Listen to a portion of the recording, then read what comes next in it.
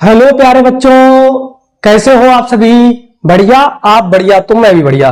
मैं मोहित शर्मा। आज देखो आप लोगों के सामने मैथ्स का क्लास 10th की मैथ का चैप्टर नंबर 2 बहुपद यानी कि पॉलिनोमियल। क्या? पॉलिनोमियल, इसका मतलब है बहुपद। बहुपद चैप्टर को लेके आया हूं। इस वीडियो में हम आपको बहुपद के बारे में कि बहुपद क्या होते हैं तथा किन कंडीशंस में ये नहीं होते हैं और इसकी एक्सरसाइज 1 यानी कि 2.1 भी कराएंगे। ठीक है ना। इसकी एक एक्सरसाइज भी हम इस वीडियो में आपके कवर कराएंगे। तो देखो क्या है, सबसे पहले नाम से पता चला पॉलिनोमियल। पॉली माने होता है बहुत, मैनी, और मियल माने होता है नोमियल। नोमियल का मतलब होता है कि यानी कि पद, कितने इसमें पद हैं, यानी कि कितने इसमें स्टेप्स हैं। ठीक है, यानी कि कितने इसके टर्म हैं। तो देखो क्या होता है, मैनी, पॉली माने क्या होता है मैनी, और मियल माने होता है मियल। पॉली और मियल माने होता है टर्म। पॉली माने होता है मैनी और मियल माने होता है टर्म, यानी कि बहुत। मैनी को हिंदी में कहते हैं बहुत और टर्म को कहते हैं पद, यानी कि इसके बहुत से क्या होंगे, पद। जब बहुत से पद तो इसी को कह देते हैं बहुपद। ठीक है ना, बहुत से पद यानी कि बहुपद। इसमें कोई प्रकार की समस्या? जैसे इसमें हम आपको बहुपद में क्या क्या मिलेगा पढ़ने को, आपको मिलेंगे सबसे पहले मिलेगा चर। चर क्या होते हैं? चर का मतलब होता है कि वेरिएबल्स जिनकी वैल्यू चेंज होती रहती है, यानी कि जिनका मान बदलता रहता है, वो सब क्या होते हैं? चर। दूसरे होते हैं अचर। अ माने नहीं, चर माने चलना, यानी कि जिनका वैल्यू चेंज नहीं होती है। ठीक है, वैल्यू चेंज ना हो, उन्हें कहते हैं अचर, यानी कि कांस्टेंट। चर की वैल्यू चेंज होती रहती है, अचर की वैल्यू चेंज नहीं होती, यानी कि हमेशा स्थिर रहती है। जैसे कि काउंटिंग्स, यानी कि गिनती। अब गिनती है यानी कि 1 है, 2 है, 3 है, 4 है, 5 है, ये क्या है? कांस्टेंट है, इनकी वैल्यू कभी भी चेंज नहीं होगी। जैसे कि 1 है, अब 1 हमेशा 1 ही रहेगा। 1 है तो हमेशा 1 ही रहेगा, इसको कभी भी कुछ और इसकी जगह पे नहीं लिख सकते हैं।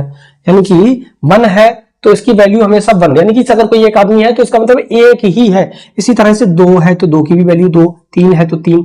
ये कहीं पर भी अगर हम पुट करेंगे 1 को तो 1 ही रहेगा, 2 तो 2 ही रहेगा। लेकिन जो वेरिएबल्स होते हैं जैसे कि अल्फाबेट्स, यानी कि अक्षर,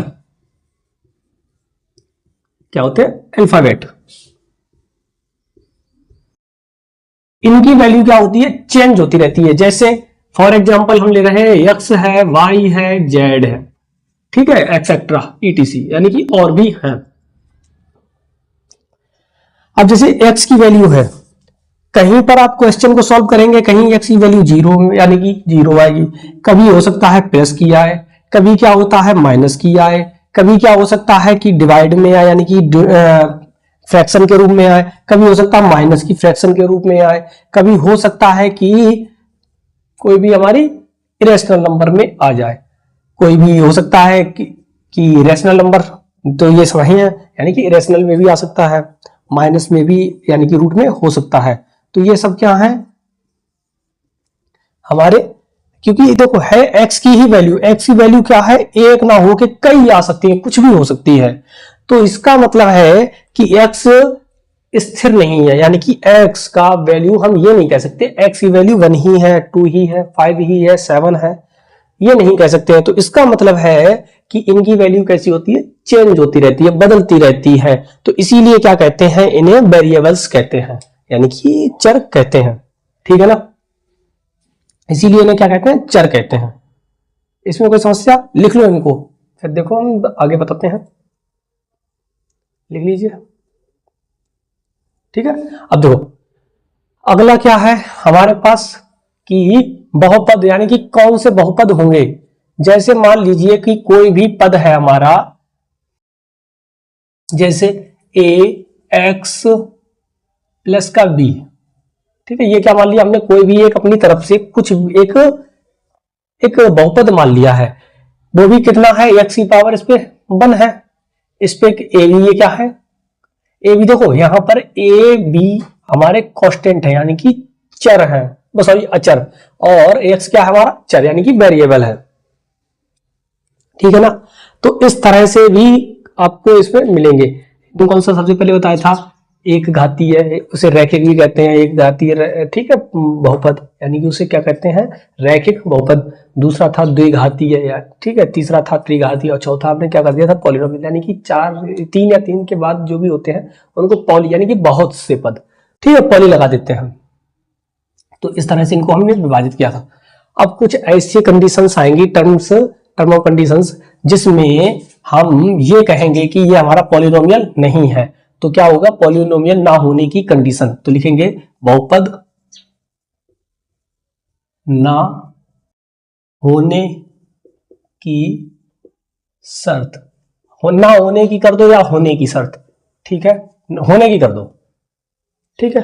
तो क्या होगी, सबसे पहला है कि जो हमारा वेरिएबल होता है, वेरिएबल का मतलब क्या होता है, चर, वेरिएबल वर्गमूल में ना हो, वर्गमूल को कहते हैं स्क्वायर रूट, ठीक है, यानी कि किसमें ना हो, स्क्वायर रूट में, वर्गमूल यानी कि स्क्वायर रूट में ना हो, पहली चीज।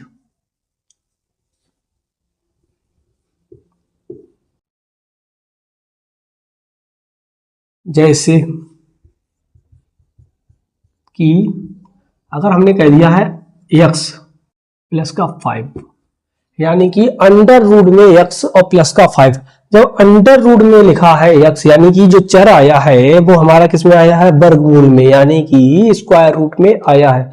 अगर ये स्क्वायर रूट में जहां पर भी वेरिएबल आ जाए तो इसका मतलब है ये बहुपद नहीं होगा, ठीक है ना, ये बहुपद नहीं होगा। तो देख लो, एक और देख लो, जैसे अंडर रूट टी और प्लस का कुछ भी मान लो, कितना मान लें हम, टी, ठीक है। तो इसमें भी क्या है, रूट में आया है, रूट में आया है, तो इसका मतलब ये हमारा बहुपद नहीं होगा, ठीक है ना। अगला देखो, सेकंड कंडीशन क्या है, यानी कि पहली क्या हो गई हमारी, कि जो चर है यानी कि जो वेरिएबल है वो स्क्वायर रूट में नहीं होने चाहिए, जो भी वेरिएबल हो वो हमारे स्क्वायर रूट में नहीं होने चाहिए। अगर स्क्वायर रूट में है, अगर ये स्क्वायर रूट में है तो यह हमारा बहुपद नहीं होगा, यानी कि पॉलिनोमियल नहीं होगा।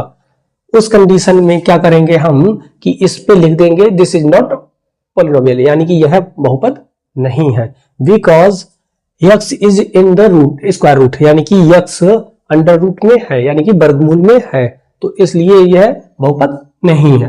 दूसरा लिखेंगे, दूसरा क्या होगा, चर हर को कहते हैं इंग्लिश में डिनोमिनेटर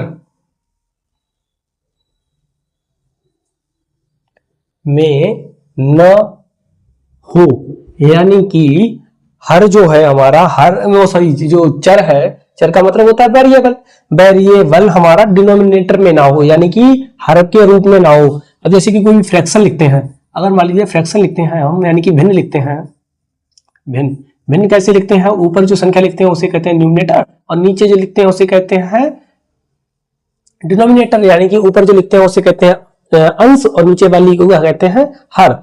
तो यानी कि जो भी हमारा वेरिएबल है वो कभी भी हमारा डिनोमिनेटर यानी कि हर के रूप में नहीं होना चाहिए, ठीक है ना, हर के रूप में नहीं होना चाहिए, सीधी सी बात है, भिन्न के नीचे ना हो, ठीक है। जैसे फॉर एग्जांपल लेते हैं हम, जैसे लिखा है यहां पर एक्स स्क्वायर प्लस का 5 अपॉन एक्स, यहां पर देखो एक्स स्क्वायर तो ठीक है, क्योंकि इसमें ना तो स्क्वायर रूट है और ना तो ये हमारा डिवाइड में है, लेकिन यहां पर जो x है यानी कि जो वेरिएबल है, वेरिएबल क्या है यहाँ पर x है, x जो वेरिएबल है वो क्या है, डिनोमिनेटर में यानी कि हर के रूप में है, ये रही। जब ये यहां पर है तो इसका मतलब है कि यह भी हमारा बहुपद नहीं होगा, ठीक है ना। इसी तरह से आगे देखो, और एक और लिखते हैं एग्जांपल, जैसे कि x में ना आप y में लिख रहे हैं, जैसे कि बाई की अपॉन में 2 है, ठीक है, और प्लस 7 अपॉन में यहां पर मान लीजिए y, यहां पर बाई अपॉन 2 है, यहाँ पर बाई नीचे नहीं है, यानी कि जो हमारा वेरिएबल है वो डिनोमिनेटर में नहीं है, यहाँ पर क्या है हमारा कांस्टेंट है डिनोमिनेटर में, तो इससे तो कोई दिक्कत नहीं है। लेकिन यहाँ पर जो कांस्टेंट है, कांस्टेंट तो ऊपर है, लेकिन वेरिएबल क्या है हमारा नीचे है, और वेरिएबल नीचे नहीं होना चाहिए, यानी कि जो हमारा वेरिएबल है ये नीचे नहीं होना चाहिए। इस कंडीशन में हम कह देंगे कि ये जो यानी कि जो हमें बहुपद दिया गया है ये बहुपद नहीं है, यानी कि जो भी हमें संख्या दी गई है ये हमारी बहुपद नहीं होगी, यानी कि जो भी हमें ये नंबर दिया गया है ये हमारा बहुपद नहीं है, this is not polynomial. Okay ना, इसी पे किसी प्रकार की कोई समस्या?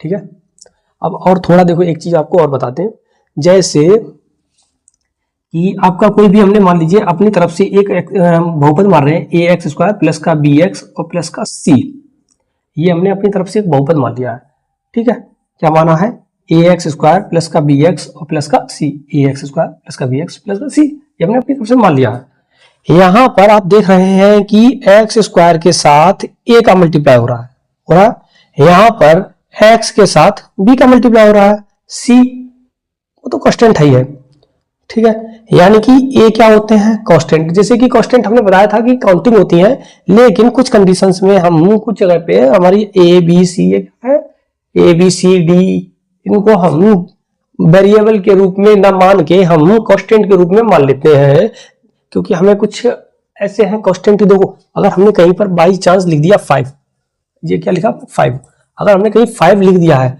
तो हमारी 5 हमेशा 5 ही रहेगा, लेकिन हमें अगर मान लीजिए कुछ अपनी तरफ से लिख रहे हैं, जैसे कि ए लिख दिया ए एक्स, इसका मतलब है ए की जगह पे हमारा 2 भी हो सकता है, ठीक है, ए की जगह पे हमारा 3 भी हो सकता है, ए की जगह पे 5 भी हो सकता है, ए की जगह पे 9 भी हो सकता है, यानी कि इसकी वैल्यू चेंज हो सकती है, ठीक है, तो यानी कि हम कांस्टेंट तो ही है हमारा, लेकिन इसकी जगह पे हम चेंज रख सकते हैं, यानी कि और भी चीजें हो सकती हैं।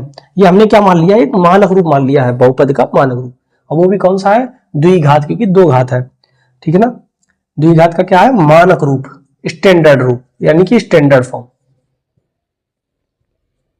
ठीक है। तो यहां पर एक्स स्क्वायर के साथ ए का मल्टीप्लाई हो रहा है, तो इसको कहते हैं एक्स स्क्वायर का गुणांक, coefficient of x square equal A, यानी कि एक्स स्क्वायर के साथ किसका गुणा हो रहा है ए का, यानी कि नाम से देखो क्या होता है गुणांक, क्या होता है गुणांक, यानी कि गुणा वाला अंक, इसके नाम से ही देखो गुणा क्या होता है गुणा, और अंक यानी कि गुणा हो रहा हो, यानी कि एक्स स्क्वायर में किसका गुणा हो रहा, और अंक यानी कि गुणा वाला अंक, एक्स स्क्वायर के साथ किसका गुणा हो रहा है ए का, यानी कि कौन सा अंक है ए, तो यानी कि इसे कहते हैं गुणांक, या इंग्लिश में कहते हैं कोफिशिएंट, ठीक है ना। तो एक्स स्क्वायर का जो गुणांक है वो क्या है ए, यहां पर एक्स का गुणांक क्या है बी, सी हमारा कांस्टेंट है, ठीक है ना। इस तरह से हम लिख सकते हैं। देखो जैसे एक एग्जांपल देते हैं हम आपके सामने कि 3x स्क्वायर प्लस का 5y 5x ले लो, ठीक है, x और प्लस का 5 ना लेके 15 कर दो अलग अलग, ठीक है ना। अब यहां पर a की जगह पे कितना ले लिया हमने 3x स्क्वायर, वैसा ही रखा, प्लस तो प्लस लगा दिया हमने, जरूरी नहीं प्लस ही लगाना, माइनस भी लगा सकते हैं। यहां पर b की जगह पे कितना ले लिया हमने 5x, वैसा ही प्लस c की जगह पे 15, ठीक है ना, कोई समस्या। अब जो एक्स स्क्वायर ये है हमारे, इसके साथ किसका मल्टीप्लाई हो रहा 3 का, यानी कि 3 का, तो इसका मतलब है एक्स स्क्वायर का गुणांक क्या है 3 है, यानी कि कोफिशिएंट ऑफ एक्स स्क्वायर, यानी कि एक्स स्क्वायर का जो कोफिशिएंट है वो कितना है हमारा 3 है। इसी तरह से एक्स का कोफिशिएंट कितना है 5 है, ये देखो 5, और ये सी हमारा कांस्टेंट है, यानी कि 15 क्या है हमारा कांस्टेंट है, ये सी है, यानी कि तो ये क्या है कांस्टेंट है, ठीक है ना। इसमें किसी प्रकार की कोई समस्या, तो यहां से हम दिखा सकते हैं कि ए की जगह पे कितना आया है, यहां पर इसी इक्वेशन को ए की जगह पे कितना आया हमारा 3, बी की जगह पे क्या आया है 5, और सी की जगह पे कितना आया है 15, तो ये क्या है हमारे कोफिशिएंट है, ये पहला ए क्या होता है, coefficient of x square, b क्या होता है, कोफिशिएंट ऑफ एक्स, सी क्या होता है, कांस्टेंट टर्म, ठीक है ना, यानी कि नियतांक, ठीक है ना। कोई समस्या इनमें? ये था आपका पूरे चैप्टर का मतलब इस पहली एक्सरसाइज की समरी, यानी कि इसमें हमने आपको जितनी भी चीजें हो सकती थी वो सभी चीजें बता दी हैं और बहुत ही कोशिश करके अच्छे से अच्छे ही बताई हैं। तो सभी लोग इसको नोट कर लीजिए, इसमें जो भी लिखने लायक हो। वैसे ये आपको याद रखने ही है, ठीक है ना, ये दोनों याद कर लेना। वैसे 9th में आप ये पढ़ चुके हो, लेकिन फिर भी हम आपको बता दे रहे हैं, ठीक है।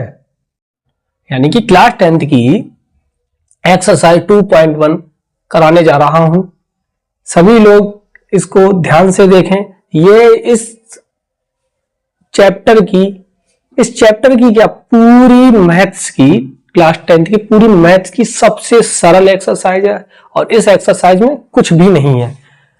तो देखो क्या है कि हमारे पास मान लीजिए एक कोई भी फंक्शन दिया गया है, यानी कि फलन दिया गया है, वो भी पॉलिनोमियल किसका है, y बराबर पी एक्स, यानी कि polynomial of x, y equal to polynomial of x, यानी कि y कोई भी एक हमारा इस तरह से फंक्शन है, यानी कि पॉलिनोमियल है जो x में है, ठीक है ना, यानी कि x क्या है, पॉलिनोमियल है। यानी जैसे कि मान लीजिए हमारे पास ऐसा हो सकता है x square plus x plus का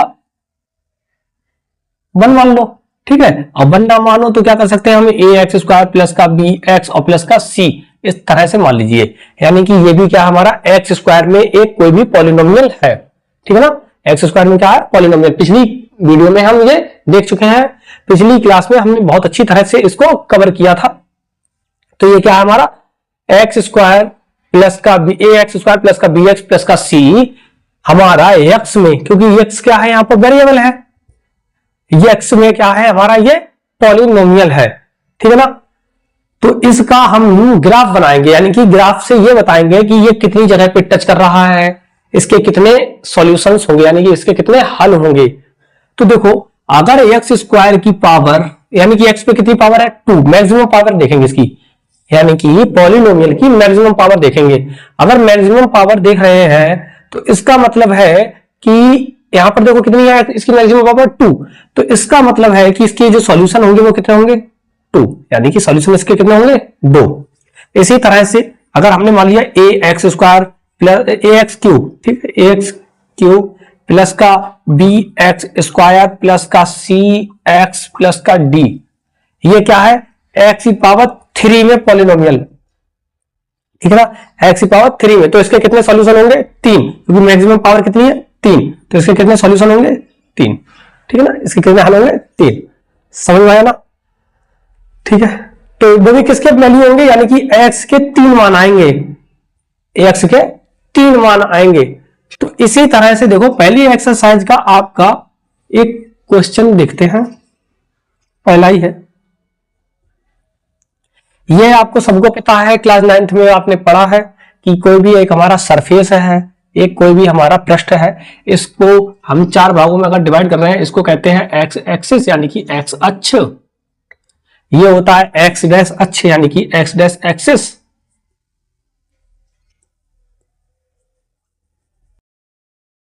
ये होता है हमारा वाई अक्ष, यानी कि वाई एक्सिस, और ये होता है वाई डैश एक्सिस, यानी कि वाई डैश अक्ष, ठीक है ना, इसमें तो कोई समस्या नहीं है।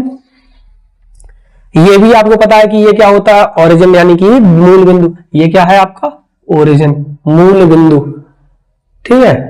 इधर प्लस का होता है, इधर माइनस का होता है, ये कैसा होता है इधर जाने पे प्लस का, इधर भी प्लस का, सॉरी इधर माइनस का, ठीक है, इधर माइनस का, ऊपर प्लस का, नीचे माइनस का, ये तो आपको पता ही है, ठीक है। आगे क्या होता है कि अगर इसी लाइन पर है तो क्या होगा कि इस पे, यानी कि एक्स अक्ष पर y की वैल्यू क्या होती है 0, यानी कि ना ऊपर गए ना नीचे गए। इसी तरह से y अक्ष पर x की वैल्यू 0 होती है कि ना इधर आए हम लेफ्ट में ना राइट में। तो क्या है, ना लेफ्ट राइट में गए ना राइट साइड में गए, तो इसका मतलब है यहाँ पर वाई अक्ष पे एक्स की वैल्यू 0 होती है और एक्स अक्ष पर वाई की वैल्यू 0 होती है।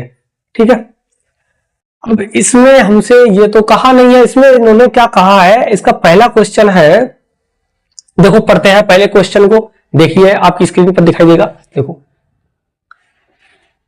पहला क्वेश्चन है हमारा कि किसी बहुपद px के लिए y equal to p x, यानी कि p का मतलब होता है पॉलिनोमियल ऑफ x का ग्राफ नीचे आकृति 2.10 में दिया गया है। प्रत्येक स्थिति के लिए px के शून्यंकों की संख्या ज्ञात कीजिए। शून्यंकों की संख्या का मतलब होता है, इसमें क्या निकालना है आपको, शून्यंकों की संख्या, यानी कि शून्यंकों की संख्या का मतलब होता है कि इसके कितने हल हैं, कितने सॉल्यूशंस हैं। जैसे अभी हमने बताया है, अगर इसकी पावर 2 है तो 2 सॉल्यूशन, अगर पावर 3 है मैक्सिमम पावर तो 3 आएंगे, मैक्सिमम पावर अगर 1 है तो 1 आएगा, मैक्सिमम पावर इसकी अगर हमारी 8 होगी तो 8 आएंगे, मैक्सिमम पावर अगर इसकी 10 है तो 10 आएंगे, 10 सॉल्यूशन होंगे। और इन्हीं सॉल्यूशंस को कहते हैं शून्यक।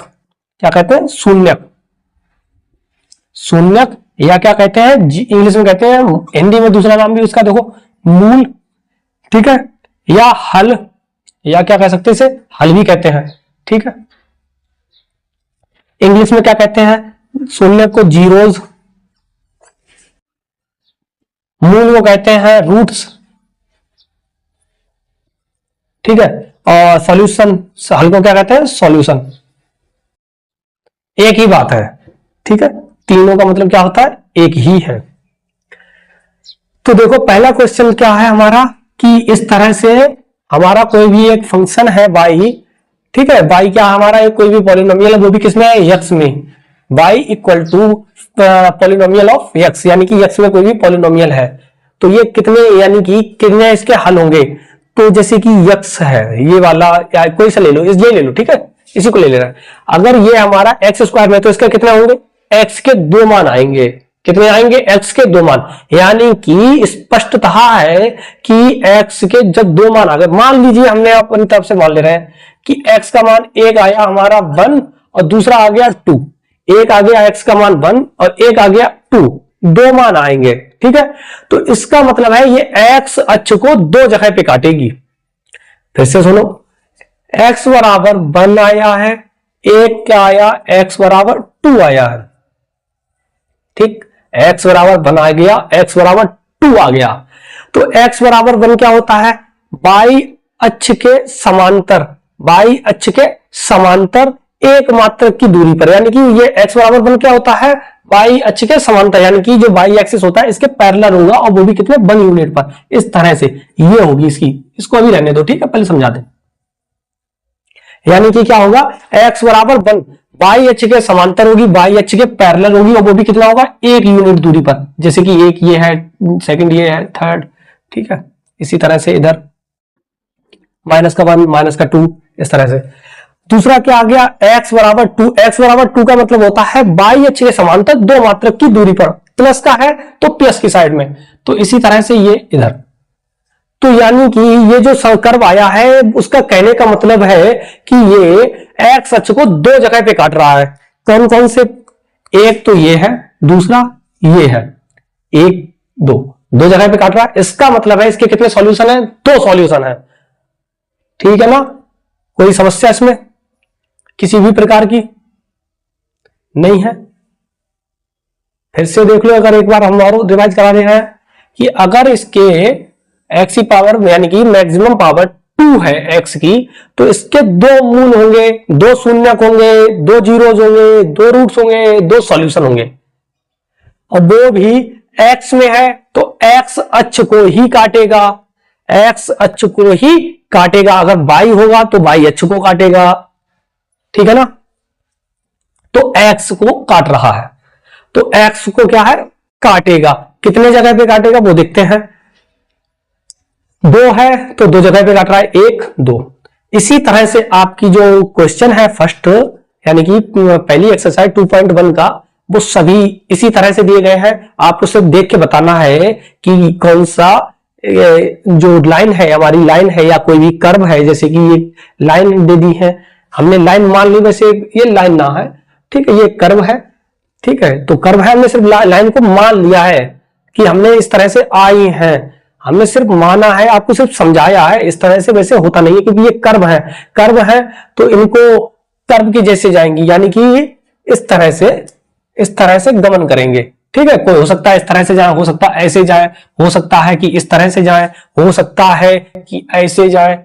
ठीक है ना, तो ये इस तरह से हो सकते हैं। हमने सिर्फ क्या किया है, सिर्फ माना है, समझाने के लिए सिर्फ लिया है।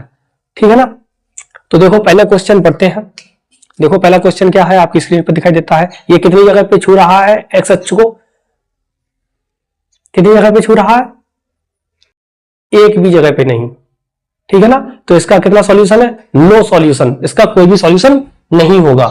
दूसरा देखिए, दूसरा एक्स अक्ष को कितनी जगह पे काट रहा है, एक जगह पे, देखो। ठीक है ना, कितनी जगह पे, एक जगह पे। तीसरा देखिए, तीसरा एक्स अक्ष को कितनी जगह पे काट रहा है, तीन जगह पे, एक दो तीन, तीन जगह पे काट रहा है, तो इसके कितने सॉल्यूशन होंगे, तीन। चौथा देखिए, फोर्थ नंबर पे, फोर्थ पे कितने पे काट रहा है एक्स अक्ष को, दो जगह पे, तो इसके कितने सॉल्यूशन होंगे, यानी कि कितने जीरो होंगे, इसके कितने शून्य होंगे, दो। फिर देखिए फिफ्थ नंबर पे, फिफ्थ नंबर वाला भी कितना है, देखो कितनी जगह पे काट रहा है, एक दो तीन चार, कितनी जगह पे काट रहा है, चार जगह, तो कितने सॉल्यूशन होंगे इसके, चार। अगला देख लीजिए क्वेश्चन नंबर 6, क्वेश्चन नंबर 6 कितने जगह पे काट रहा है, एक दो तीन, ये जो आपको दिखाई दे रहा है ये कितनी जगह पे काट रहा है, तीन जगह पे, तो इसका मतलब इसके सॉल्यूशन कितने होंगे, तीन होंगे। ठीक है ना, देखो अगर इसके जैसे कि सॉल्यूशन कितने हैं, तीन है, तीन है, तो इसका मतलब है इसका जो भी पॉलिनोमियल होगा वो किस में आएगा, क्यूब में आएगा, यानी कि इसकी पावर क्या होगी, 3 में होगी। ठीक है ना, जैसे कि एक्स की पावर 3, फिर उसके बाद एक्स की पावर 2 हो सकता है, उसके बाद एक्स की पावर 1 हो सकता है, यानी कि एक्स में हो सकता है, उसके बाद कांस्टेंट हो सकता है। ठीक है ना, लेकिन एक्स की पावर 3 जरूर ही होगी, क्योंकि तीन जगह पे काट रहा है, तीन जगह पे काट रहा है, तो तीन सॉल्यूशन होंगे।